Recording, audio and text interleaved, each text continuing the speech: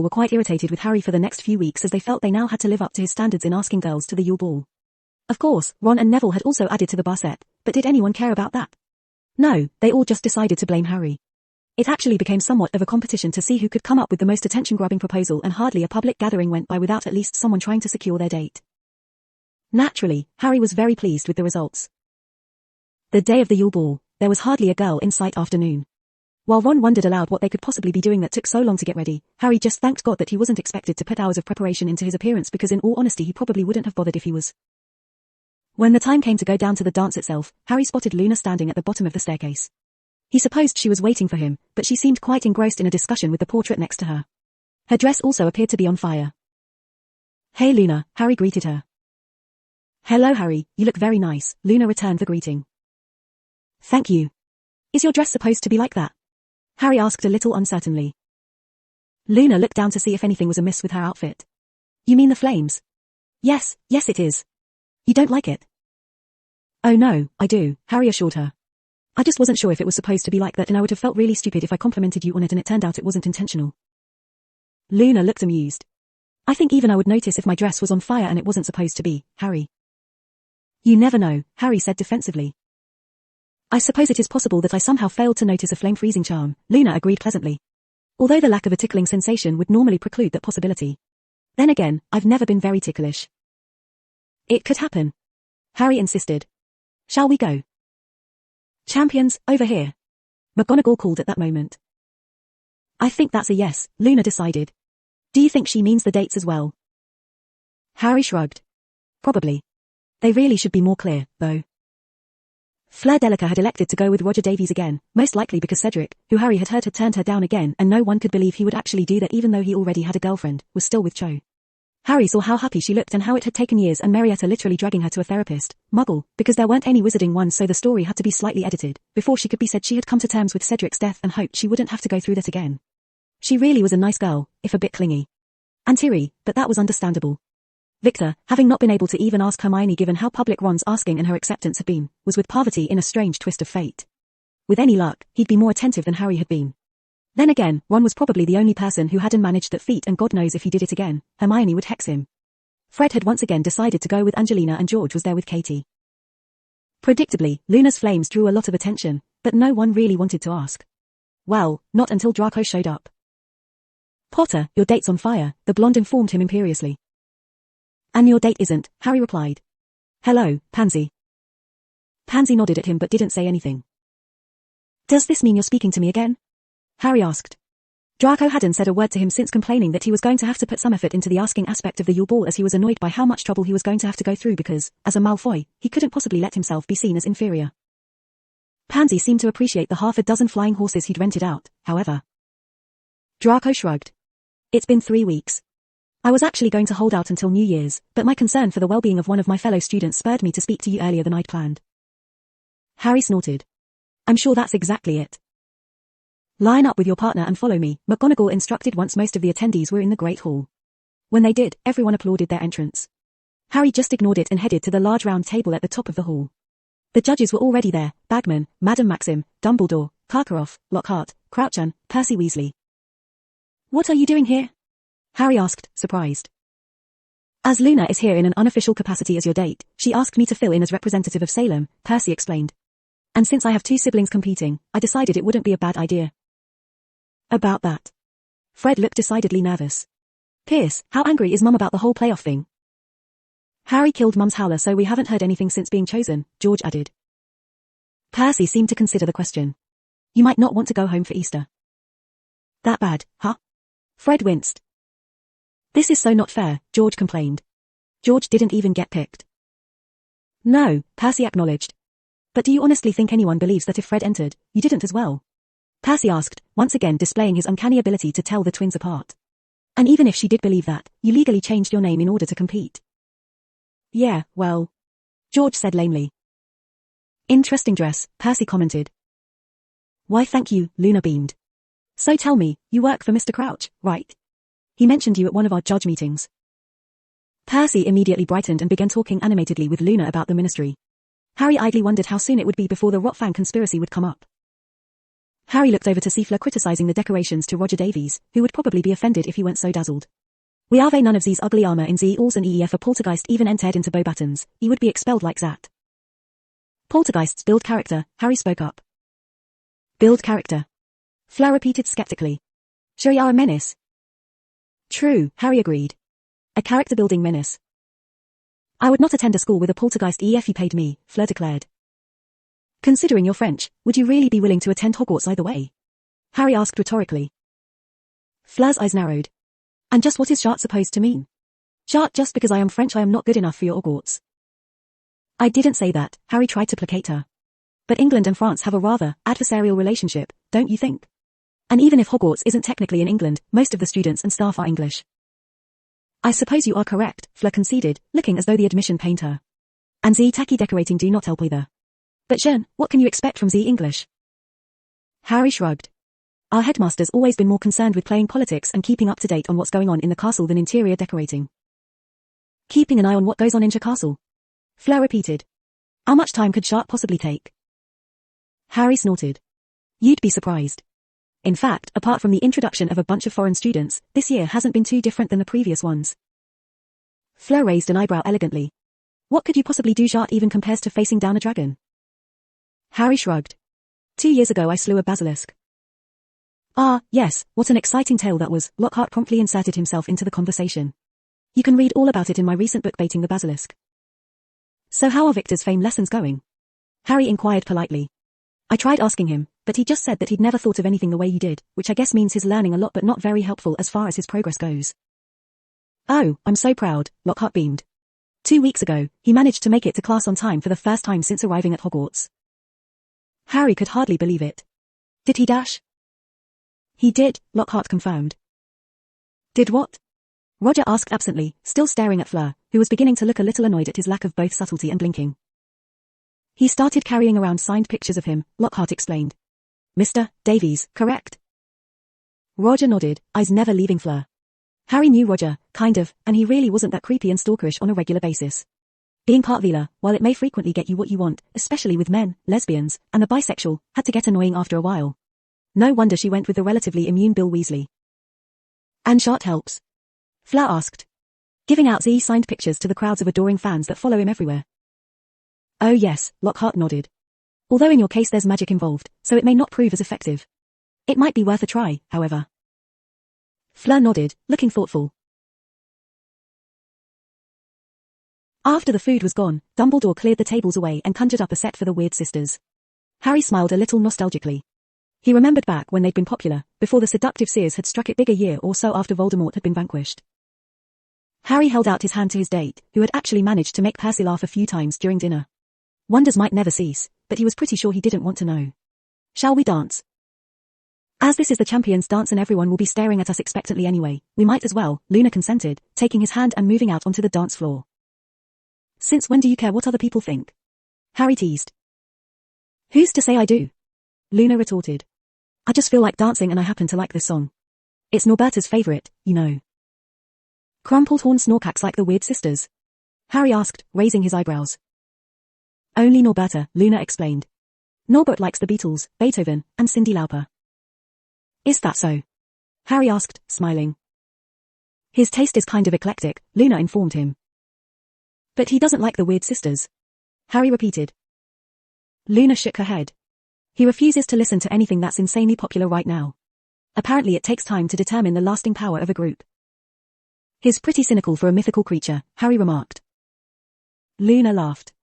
As an endangered species not certain of his own lasting power, it makes sense he would be concerned about such things.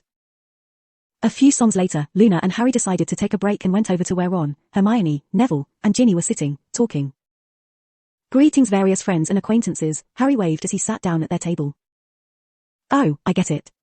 I'm their acquaintance, right? Ginny asked. Because I'm not part of your exclusive quartet. It's not that exclusive, Harry replied. Neville got in. Yeah, your first year, Ginny pointed out. That's just what you get for being a year and a half younger than me, Ron said solemnly. Ginny whacked her brother on the arm. Prat. Actually, he said friends and acquaintances, Neville noted. Both of those were plural. Since Luna was already with him when he greeted us, he must not consider another one of us besides Ginny a friend. Why can't you all just be both my friends and associates? Harry asked. Since I am both acquainted with you and your friend. You could, Hermione told him. If one of the definitions for acquaintance wasn't not a close friend. And while Ginny could count as that, we three are supposed to be your best friends. Just for that I think I'm nominating you as my acquaintance, Harry sniffed. Excuse me while I go cry, she responded dryly. Seriously, Hermione, when did you memorize a dictionary? Ron teased. I haven't memorized one. Hermione began, looking a little embarrassed. Just any of the words I needed to look up at some point. Why do my friends hate me? Harry wondered aloud.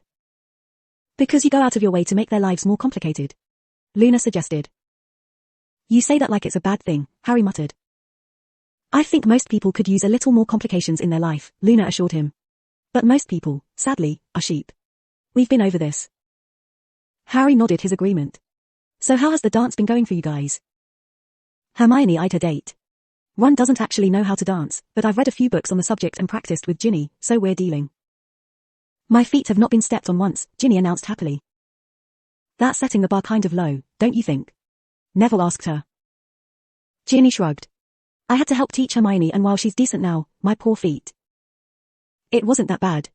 Hermione flushed. I'm just glad that Ron couldn't be bothered to ask his little sister for help or I would probably never be able to walk again, Ginny confided. Although now at least Hermione can feel my pain. I'm not that bad. Ron insisted. But tell me, why's Percy here? He's filling in for me tonight as judge since I came with Harry, Luna replied promptly. We had a very nice conversation over dinner. Ron looked rather gobsmacked. About what? Don't tell me you listened to his reports about cauldron bottom thickness the whole time.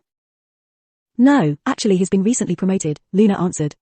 You should probably talk more if you had to hear that from me, by the way. We talked a little about the ministry.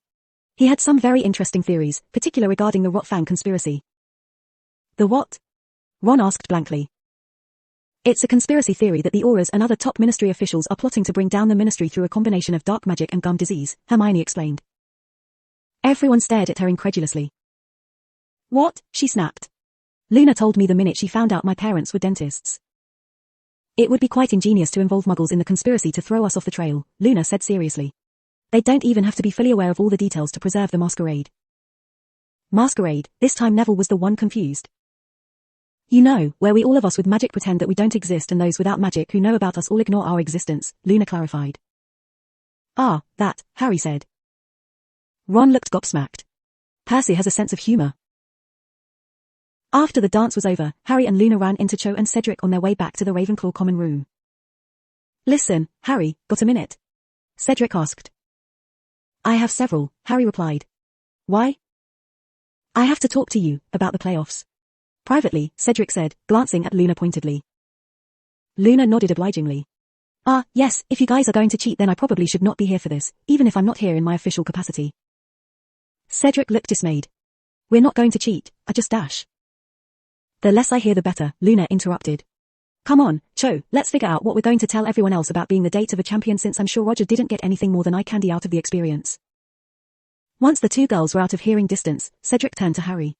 So, you know the second task, right? I had heard rumor of such an event, Harry confirmed. Right, of course, Cedric said, shaking his head. What I mean to say is, do you know anything about it?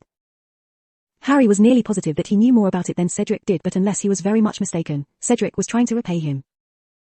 The bottled banshee shrieking is supposed to be some sort of clue, Harry reported.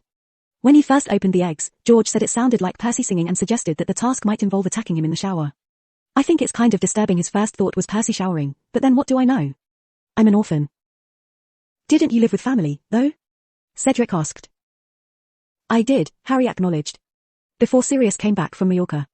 But the thought of Dudley showering is enough to make me feel violently ill. I'll just take your word for that, Cedric decided. So you have no idea how to solve the clue? None at all, Harry lied.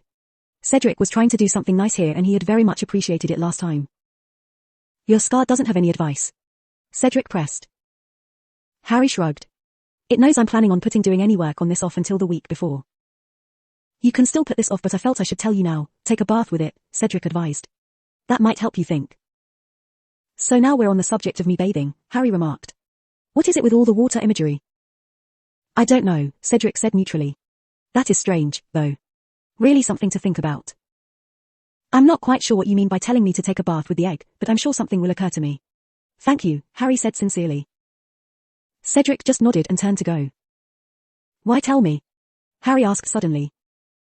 Why? Cedric looked genuinely puzzled. Well, you helped me with the first task, didn't you? I honestly don't know what I would have done if I'd been flying blind in there and you all had a plan. He paused. Even if Crumbs wasn't the most well thought out. It was just the right thing to do. Harry smiled. You're a good guy, Cedric. Now again, graveyards. He was a pretty good sport, too. Run like hell. Chapter 45. Hey guys, Colin Creevy said, clearing his throat loudly. The people in the Gryffindor common room turned to look at him expectantly. I need Lee Jordan and one of Harry's friends to go see Professor McGonagall. One of Harry's friends? Hermione repeated. She didn't say which. Colin shrugged. I don't think it matters. Since she just needed someone and the second task is tomorrow, maybe it's for that. The egg did say something about a treasure, Harry agreed. So, which of you wants to be my treasure? Not it, Neville called immediately. I know Dumbledore would never intentionally let anything happen to us, but things tend to go wrong whenever you're involved. You say wrong, I say more interesting, Harry demurred. What about you two? He asked his other two close Gryffindor friends. You're not taking this task nearly seriously enough for me to put my life in your hands, Hermione said frankly. Sorry, mate, Ron apologized. I really want to watch the task and these things are always less enjoyable to witness when you actually take part in it. So what am I supposed to do? Harry demanded. Luna can't do it because she's a judge and my three best friends can't be bothered. I'll do it, Ginny offered. Harry turned to her, surprised. Really? But I thought you didn't think much of my hero abilities. Ginny gave him a small smile. I've always had faith in your saving people abilities, I just wish you'd be more heroic about it and not keep copping out. Harry shrugged. Yeah, well, what works works, you know? Ginny rolled her eyes. One day you'll do something epic, you'll simply have no other choice. Probably, Harry agreed. But not until I absolutely have to. Hey Ron, shouldn't you be more concerned that Ginny's going to risk her life for Harry? Neville asked. Why should I be? Ron countered. Harry's already made it clear that he's not looking to date right now so he can spend more time on his insanity. Most people would say studies, Hermione noted. Yeah, but this is Harry so no one would believe him, Ron pointed out. True, but what I actually meant was Harry still doesn't seem to be taking this very seriously so shouldn't you be worried about your sister's safety if not necessarily her virtue? Neville questioned. I'm not the one who doesn't have faith in Harry's saving people thing, Ron responded. That's you and Hermione. Tell you what, if it makes you feel any better Neville I'll give Ginny my favorite good luck rock, Harry offered, pulling an ordinary-looking brown rock out of his pocket. You really don't have to, Ginny told him. I know, but I want to. Besides, this way you know at the very least I'll be trying to get my rock back, Harry said seriously. Please take it. Ginny sighed.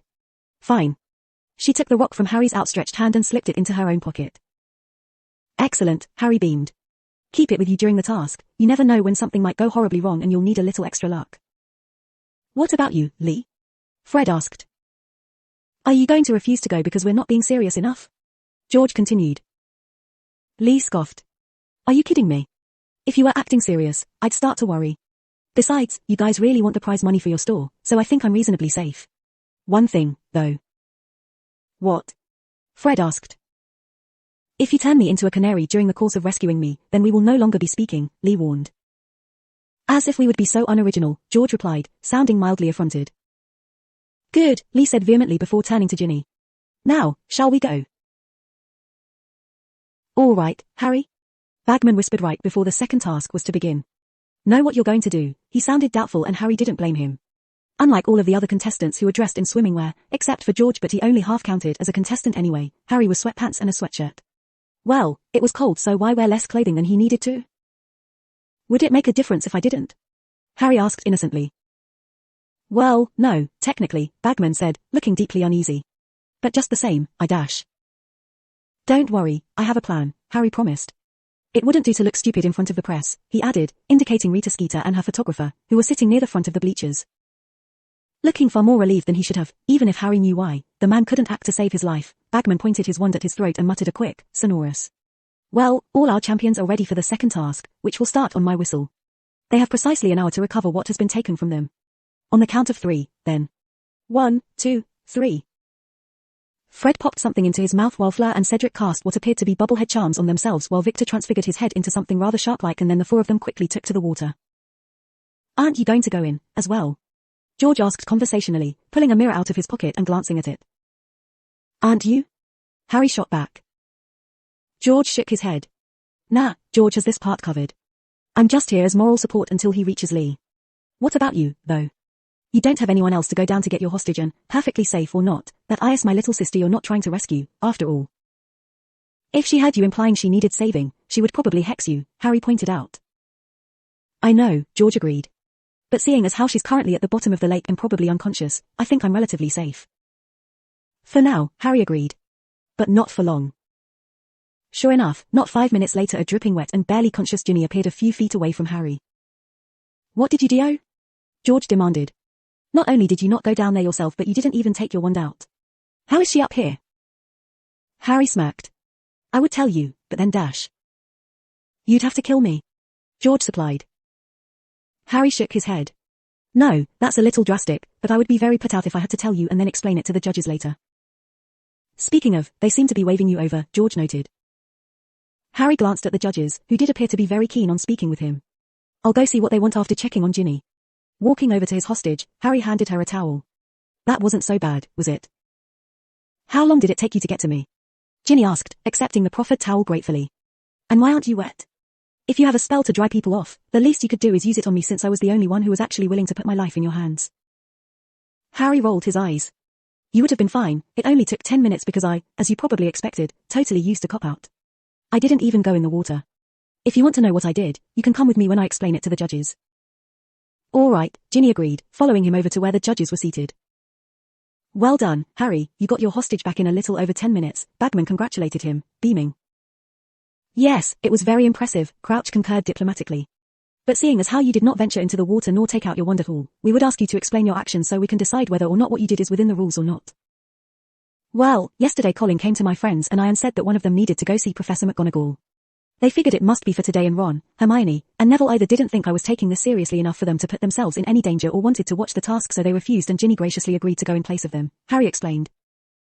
Ah, I was wondering why Mr. Weasley, Miss Granger, or Mr. Longbottom were not the hostage as you spend the most time with them, Dumbledore remarked. Harry shrugged. If Colin had said it had to be one of them then I'm sure one of them would have agreed to do it eventually, but since you weren't more specific another friend of mine stepped forward instead. So I'm a friend now? Ginny murmured. I was just an acquaintance a couple of weeks ago. Well, you agreed to be my hostage when none of my so-called best friends could be bothered, Harry pointed out. If there was still any doubt, that firmly cements your friend status. Good to know, Ginny told him. I think it's quite telling when one's own closest friends do not have enough faith in him to even agree to participate in a task where Albus Dumbledore himself is on hand to make sure that nothing goes wrong, Karkaroff remarked idly. Truly, it is rather unusual, especially considering our jury did not even know what the task was, Madame Maxim agreed. But never mind Jart, tell us what you did. I gave Ginny a good luck rock as my horribly unsupportive friends were concerned I would somehow mess up rescuing her and as luck would have it, that rock turned out to be a time-activated port key, Harry continued. Go figure, huh?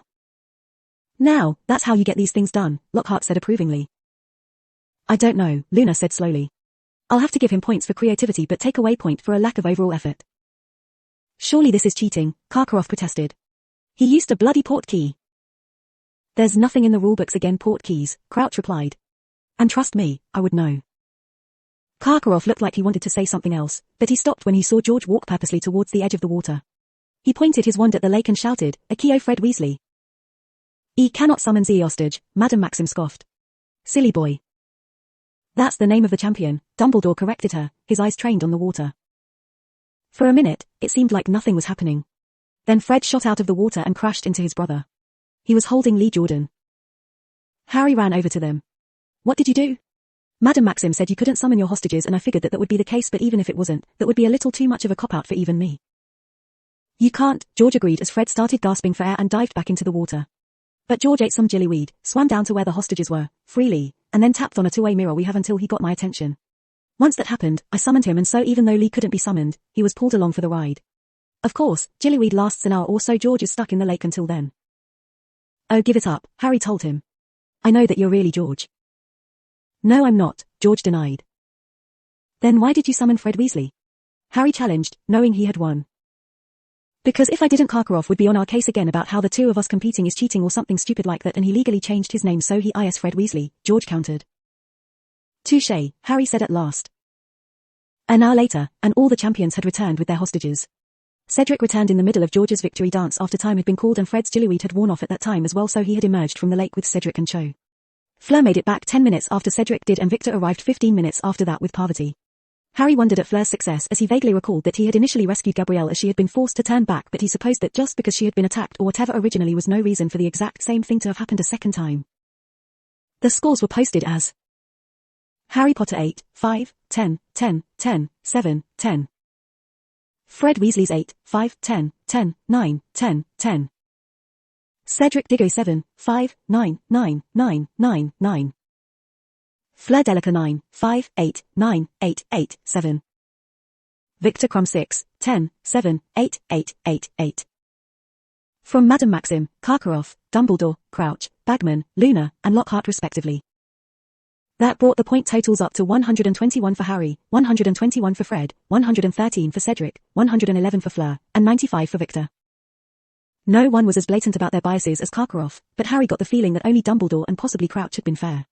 Luna wasn't exactly trying to cheat, he was sure, but since he and the twins were the only ones to fall within the 1 hour time limit, shouldn't they get the highest scores by default? Clearly, Karkaroff, Madame Maxim, and Luna did not think so. So Victor, Harry said to him. Why Parvati? I mean, no offense to her, she's great, but I know that you had liked Hermione before Ron asked her to the Yule Ball, so you can't really have known Parvati for longer than 3 months. And even if you had, look at Fleur, she went to the ball with Roger Davies and even though they didn't have the best time, I don't think, or at least she didn't, her treasure didn't even have to be a fellow student as they were willing to import her hostage from France. True, Victor agreed. But I am not particularly close with any of the other members of the Durmstrang delegation and my friends and family did not particularly want to make the trip from either Durmstrang or Bulgaria. That makes sense, Harry nodded. France is right across the channel from Great Britain, after all, it's a much shorter trip. I was right, it was so much better watching the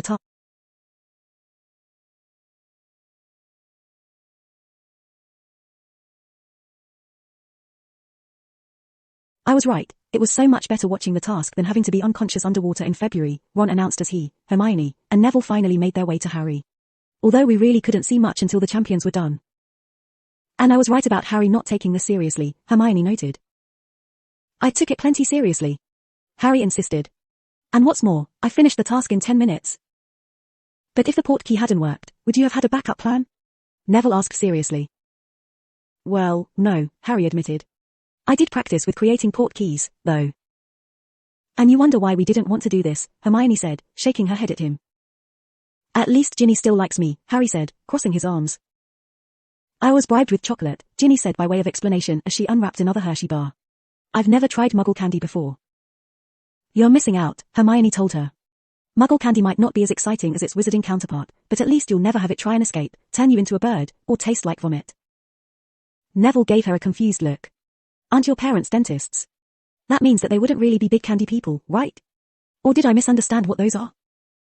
I think you understand fine, Luna said, coming up behind them. But you have to realize that as the daughter of a dentist, Hermione is honor bound to advocate the Rotfang conspiracy. Luna, Hermione objected half-heartedly.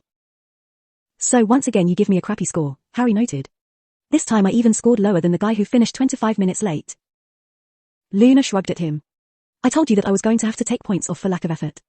If I wasn't giving you extra points for finishing within the time limit, you would have gotten a 5. Why aren't you ever this harsh on the other champions?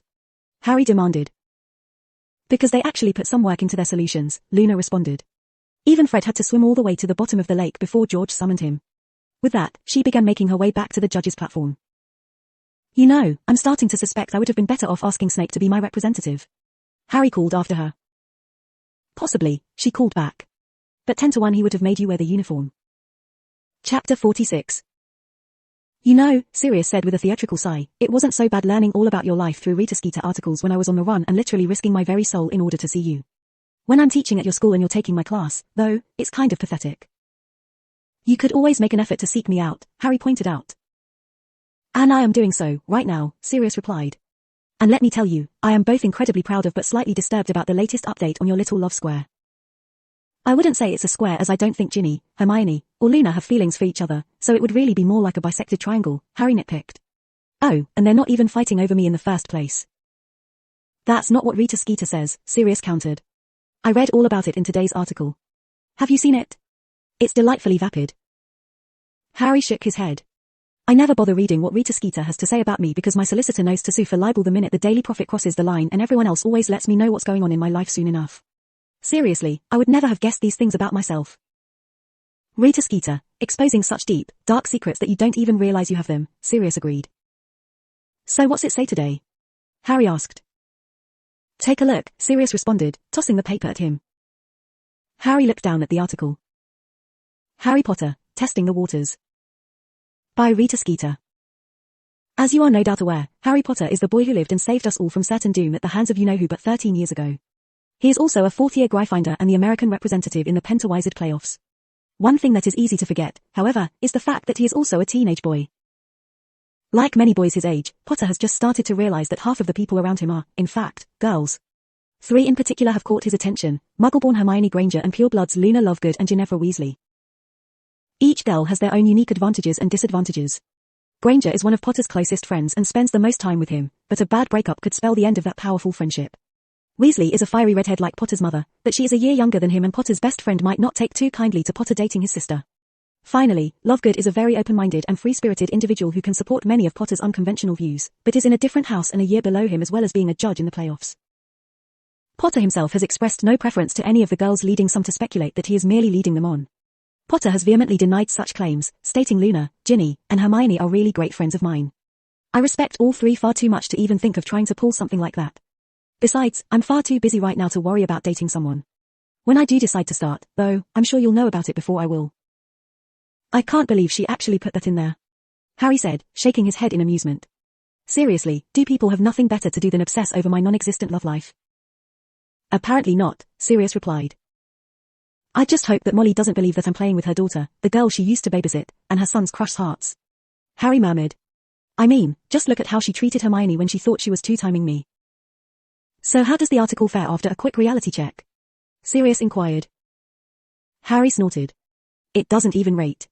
Hermione never liked me before I started being as annoying as I possibly can. Luna knows about my crippling fear of accidentally being a pedophile, and Ginny, well, I am hoping she'll come around but hopefully not for a while yet so I don't have to reject her because she's too young and hurt my future chances with her. You do realize that just because you ended up with her in the past isn't necessarily an indication that you'll do so again in the future? Sirius asked. I mean, you're both different people and she isn't the girl you have all those shared experiences with. It wouldn't be fair to her to constantly compare everything she does to the person she was in another time. I wouldn't, Harry declared heatedly. Shared experiences or not, Ginny is Ginny and I love her. I don't want to be creepy so I need to wait, but that isn't going to change. Sirius eyed him carefully. Just, don't take it for granted, okay? I don't want to see you get hurt.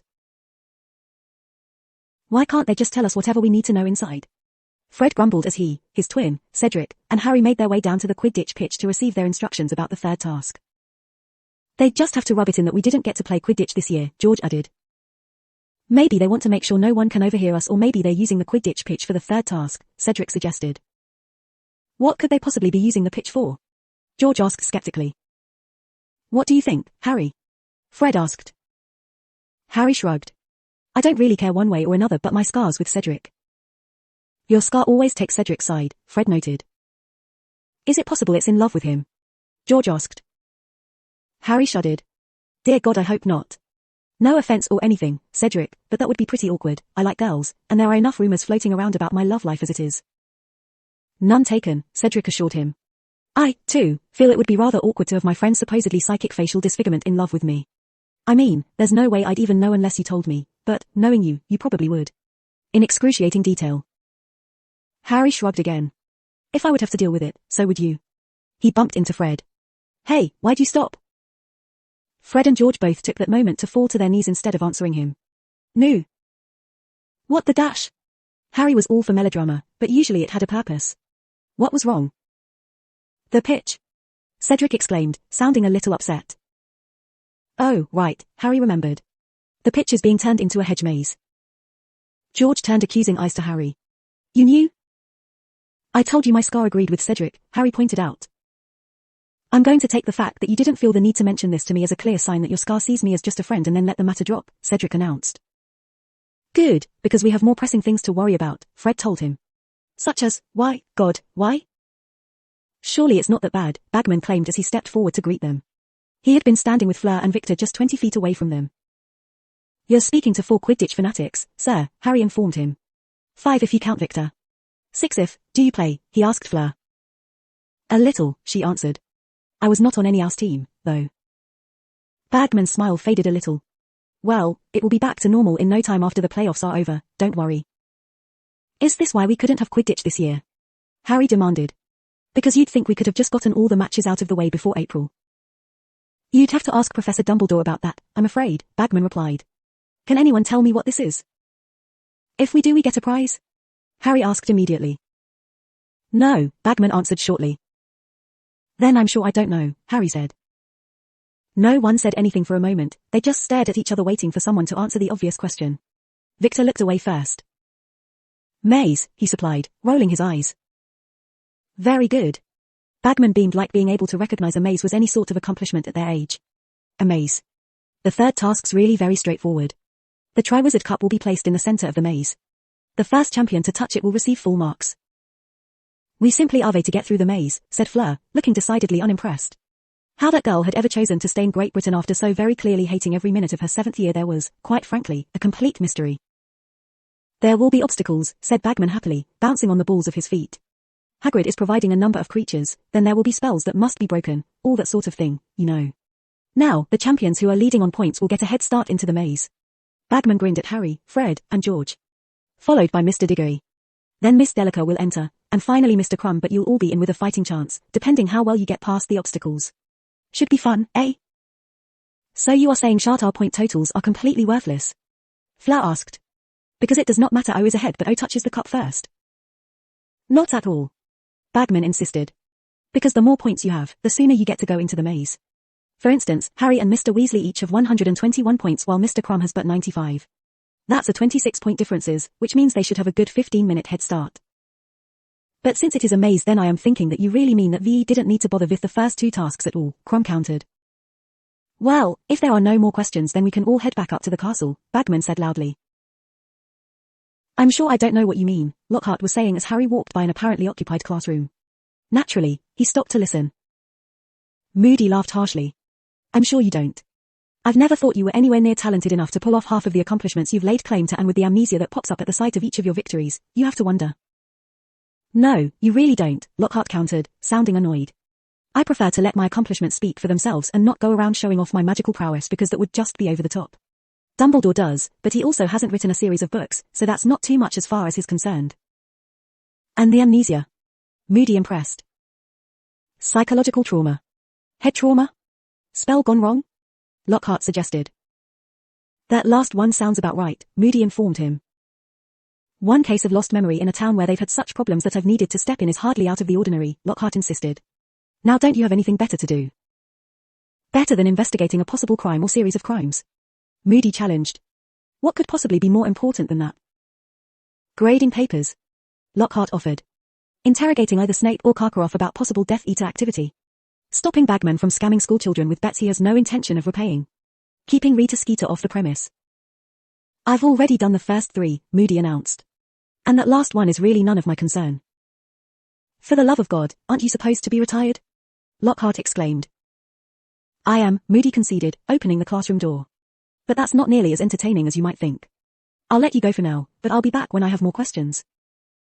Don't hurry back, Lockhart called after him. Moody nodded at Harry. Potter. Harry? Lockhart brightened immediately. How are you? I'm good, Harry said distractedly. Is he Dash? Who? Moody? Lockhart asked. No, don't worry about it. He's suspicious about me, but then he's suspicious about everyone up to and including Professor Dumbledore himself. Apparently his sister had some sort of mysterious death or something. Either way, he has no proof and I'm not careless enough for there to be any for him to find. That's good, Harry said. So how's being a headmaster suiting you? Surprising well, Lockhart replied. The lack of an actual school or students aside from Fred and George means there's practically no work, but the publicity is great. Though you would not believe the flood of applications I keep getting. Harry raised an eyebrow. Applications. Lockhart shook his head pityingly. Harry, you create a Harry Potter School of Awesomeness which combines 2 things that people love, you and awesomeness, and you don't expect people to apply? You've come a long way, but you clearly have some work yet to do. Well, I've only been at it for a little over 2 years, Harry said defensively. Still, you're leaps and bounds ahead of Victor, Lockhart remarked. He just looked confused when I suggested that he sue whoever is selling unauthorized merchandise of him and get in on the profits. He's coming around, though. But enough about that. How are you as far as the third task? Harry shrugged. It's a maze. I know a spell that can help me find the cup's general location. Could you be any less specific? Lockhart requested. Harry made a face. I really don't know. There's supposed to be magical creatures in there, so a boggart's a good guess. There are acromantula in the Forbidden Forest, so maybe there will be a few of them roaming about. A sphinx is always good for a maze, so maybe I should brush up on inane riddles, and they've got to get rid of the blast-ended screw somehow, right? So you've got a plan? Lockhart asked. After all, it simply wouldn't do to fail miserably during the task and possibly even need rescuing after such a strong showing. Remember, Harry, your age makes you the underdog in the competition and no one wants to see the underdog lose. Harry nodded. I know, and I'm about as prepared as I can be. It's not even the maze I'm really worried about because I'll be fine. I just need to get to the cup before anybody else does. Well, yes, I suppose it would be exceedingly difficult to die during the playoffs since Dumbledore has introduced all these ridiculous safety features, Lockhart concurred. But should any of you die, at least you waited until the third task. Because when you die, timing is just so important, Harry deadpanned.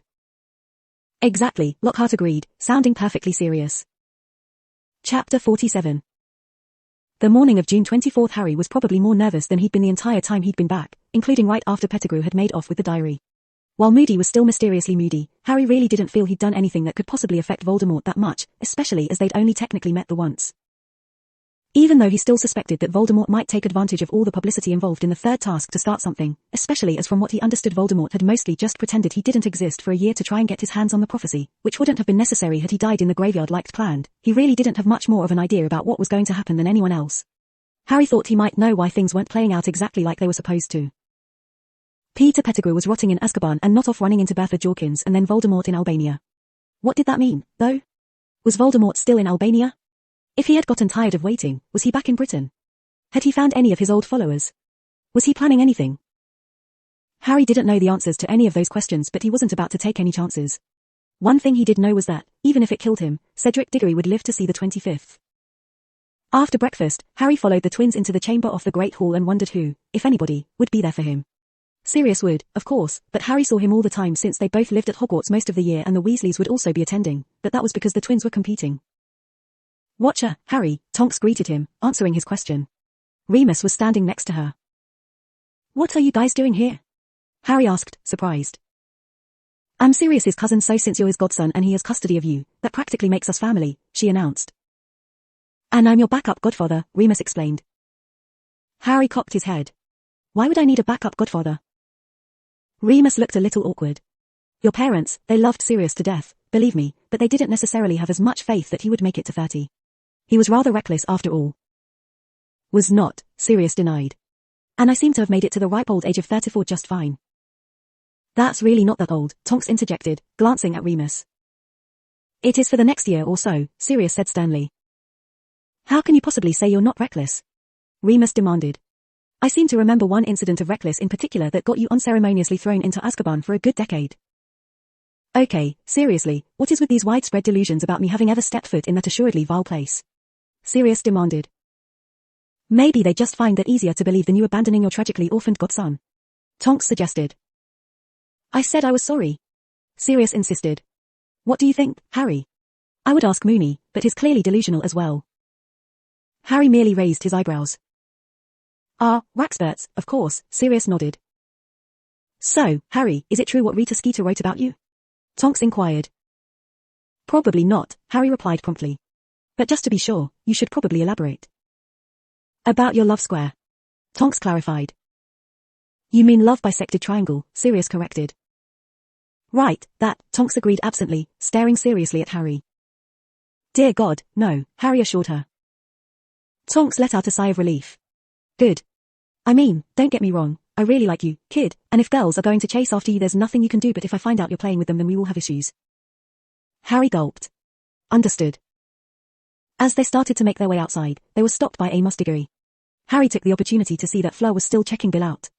Well, that was one relationship he wasn't managing to interfere with, although who knew how an altered war, or, with any luck, none at all, would affect them. Congratulations on getting that bill passed, Mr. Diggory was telling Remus. Remus nodded. Thanks. It took a while and I'm sure the bill's opponent's having something planned, but I'll deal with that when it comes, and just appreciate the fact that werewolves have full rights and legal action can be taken for job discrimination now.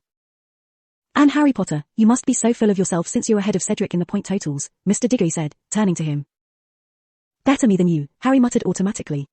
When he realized what he said, his eyes widened in mild horror.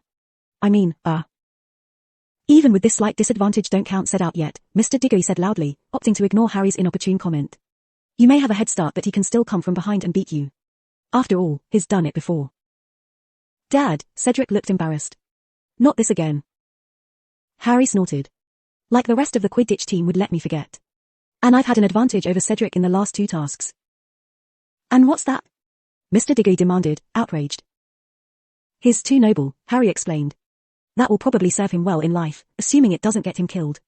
And speaking of, Cedric, graveyards.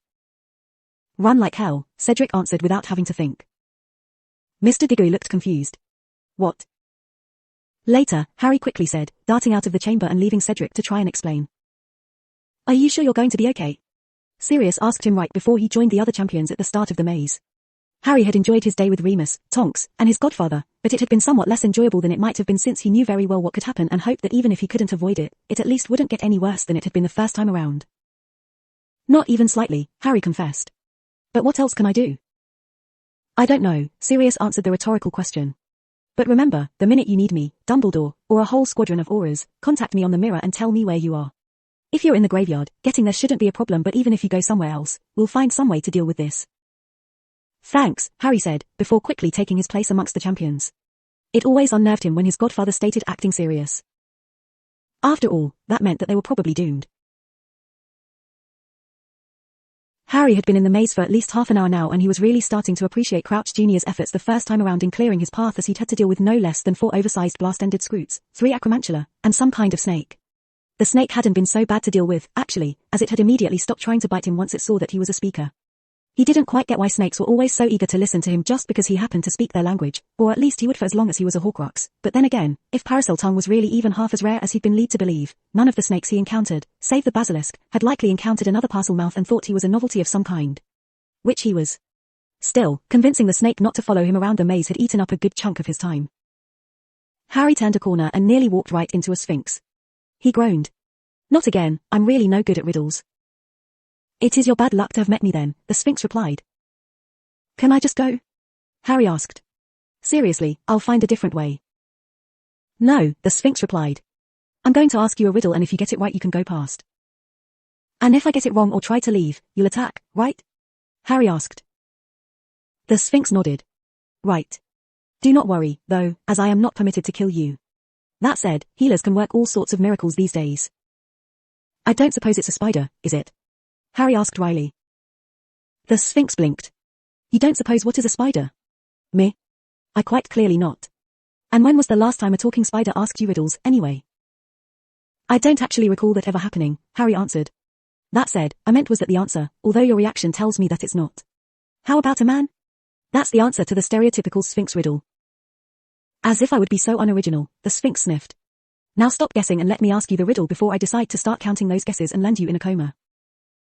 Harry opened his mouth to tell the Sphinx to go ahead and ask him, but decided not to push him luck and just gestured to her instead.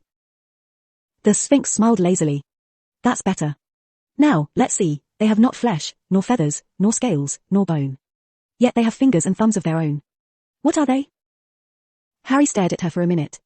Come again? Patiently, the Sphinx repeated, they have not flesh, nor feathers, nor scales, nor bone. Yet they have fingers and thumbs of their own. What are they? No flesh, feathers, scales, or bones, that rules out all living things, except plants, I guess, but they don't have fingers or thumbs. The no-be-ones things rules out most dead things as well. I guess it could be a statue, but that's just if I were thinking literally and not taking into account the fact that this is a riddle. Hey, Harry stopped as a thought occurred to him. Is it okay if I think out loud? The Sphinx shrugged. Be my guest. That's bound to be more interesting than watching you just stand there for 5 minutes. You'll have to tell me what you've decided on once you have your answer, though. Can do, Harry said gratefully. I think better verbally anyway. Let's see, fingers and thumbs could be a kind of measurement. I know you can have a finger of either whiskey or scotch, but I can't think of anything for thumbs. Well, there is having a thumb of gold, but I think that had more to do with millers and dishonesty or something like that. Let's see, if there are fingers and thumbs involved, there is probably a hand involved, but it's not on anything that was once living. A robot. I highly doubt a mythical creature would be up to date on Muggle technology, though, since most magical humans don't know anything. Still, a hand made out of synthetic material sounds promising. I just need to think more about something wizards might be familiar with. What do wizards do when they lose a hand? Use a hook. That doesn't have any fingers or thumbs, though. Wormtail had a silver hand, but since he had to have Riddle create that, it's probably too complicated or obscure for most people. Wait. Yes, the Sphinx, who was starting to look a little dizzy watching Harry pace back and forth and think in circles, asked eagerly. How about a hand covering? Like a glove or a mitten? Harry asked. You need to pick one, the Sphinx said sternly. If it's not right and that's my guess, does it really matter which one I go with? Harry didn't really see how it would. Of course it matters, the Sphinx insisted. You have to do these things properly or no one will take you seriously. Fine, Harry sighed. Let's see. I know one of them has a thumb and 4 fingers while the other has 1 thumb and 1 giant finger, but I can't remember which is which. The one with the 4 fingers is more convenient than the one with the 1 finger because there's more mobility and all your fingers don't keep bumping into each other. Mitten is a much nicer name than glove, so you would think it would go with a nicer hand covering, but I think it might actually be the opposite. Since the riddle asked 4 fingers to be plural, that would make my answer glove. The Sphinx took a moment before answering. That was so much more complicated than it had to be. We all have our faults, Harry said defensively, crossing his arms. One of mine is that I'm really bad at riddles. And can't tell the difference between gloves and mittens, the Sphinx added helpfully. Harry glared at her. I can so tell them apart. I just get the names mixed up. It happens. He paused. But yes, that too. So, was I right? Yes, you can go, the Sphinx said, stepping aside to allow him to pass. And make sure to brush up on your riddles. The sad thing is I did brush up on them, Harry called back. He turned a few more corners and stopped short at the sight of Voldemort laughing over Cedric's body. What? But, how? There's no way he got to Hogwarts so easily. It took Draco a year, Boggart. Cedric dying and Voldemort returning would be his greatest fear at the moment, wouldn't it, as they both could happen, had happened that night. Ridiculous, he cried, remembering the cheer that had gone up when Voldemort had finally lay dead after yet another botched Avada Kedavra sent Harry's way. You'd think he would have learned his lesson the first time and used a different, equally lethal curse, but apparently he couldn't be bothered. Point me, Harry whispered. Following the path the spell had indicated, he reached the clearing the cup was in just as Cedric and the twins did.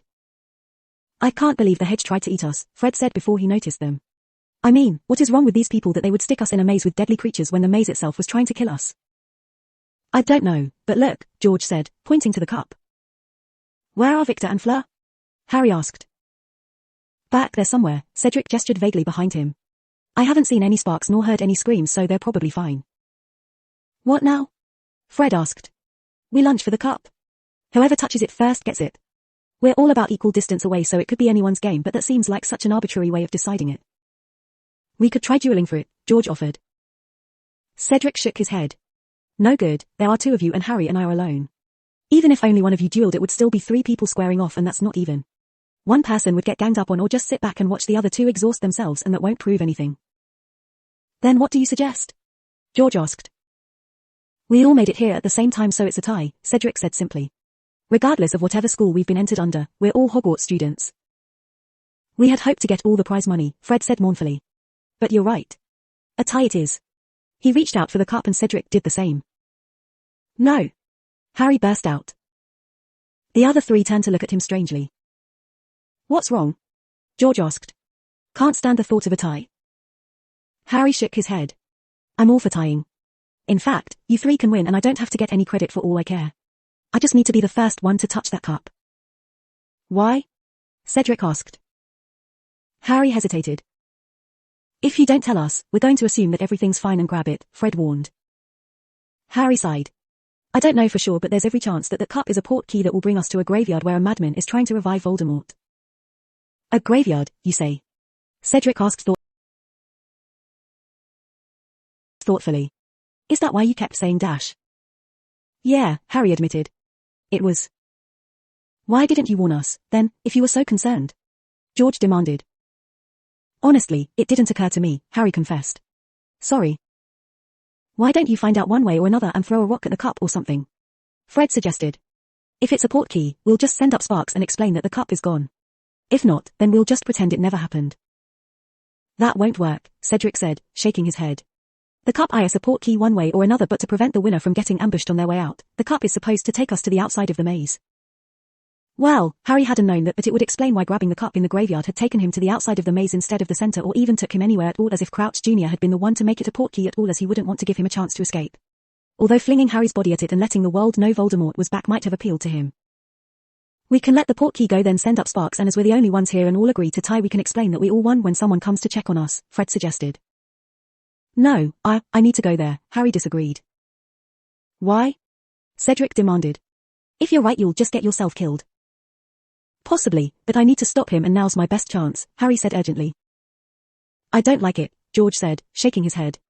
If you're wrong, you end up winning the playoffs, and if you're right, you go alone to some sort of ritual with a madman and get yourself killed. It has to be done, Harry said shortly. Then we're going with you, Cedric told him. The twins nodded their agreement, their faces full of grim determination. No, I need to do this by myself, Harry insisted. We're standing closer than you, Fred pointed out. If you don't say yes, we'll touch the portkey without you and see what happens. That couldn't happen. They would just get themselves killed, and as he was still a Horcrux, literally had no chance of stopping Voldemort. All right, he agreed reluctantly. Cedric and either Fred or George can come, too. Why only one? George demanded. Because one of us needs to stay here and send up Sparks. By the time you're rescued, you'll know if we're outside of the maze or if we need you to tell Dumbledore that the cup was a portkey. We reached it, and now we're missing, Harry explained. He pulled out his invisibility cloak and 2 daggers and handed them to Cedric. And whoever goes with me needs to keep this on at all times. They won't kill me right away, but they will kill you. And if you see a giant snake, kill it with one of these or the Avada Kedavra. Okay, Cedric agreed solemnly. The twins exchanged looks. Finally, George took a deep breath and said, You go. Your name came out of the cup, so you go. Are you sure? Fred looked torn. Just, don't you dare die on me, George said, his voice a little higher than normal. Or I swear to God. I wouldn't dream of it, Fred promised. As the 3 designated graveyard travelers reached out to